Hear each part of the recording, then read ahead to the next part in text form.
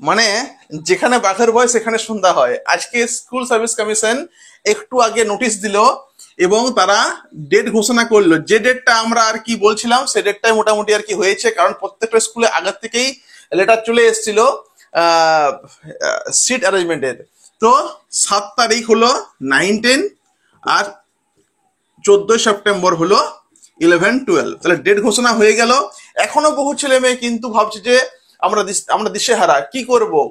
আমরা প্রতিনিয়ত কিন্তু হেল্প করেই চলেছি, প্রত্যেকের ফোন ধরছি, প্রত্যেককে নোটস দিচ্ছি। ইংলিশ স্যার খুব ট্যালেন্টেড, দারুণ নোটস দিচ্ছেন। এখনো ভাবছেন যে ভাই সামান্য কিছু পয়সার জন্য আমি নোটস কিনবো না, ভুল করছেন। বাংলা স্যার হলাম আমি, আমার হলো ফোন নাম্বার, আমি নোটসও দিচ্ছি, ক্লাসও করাচ্ছি। আমার বাংলার অনলি বাংলার জন্য নোটস 199, ক্লাস করতে গেলে আবার 99।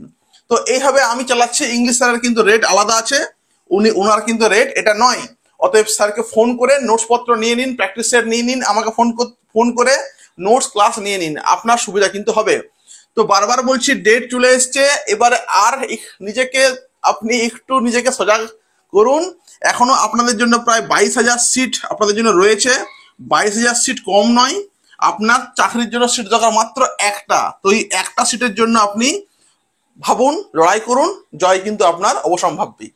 ঠিক ঠিক আছে। তো এই হলো আজকের আপডেট, আর কিছুই নেই। বাকিটা কালকে আর কি বলবো। সামনের অনেক লড়াই এখনো বাকি আছে আমাদের। সঙ্গে থাকবেন, চারদিকে শেয়ার করতে পারেন। Thank you.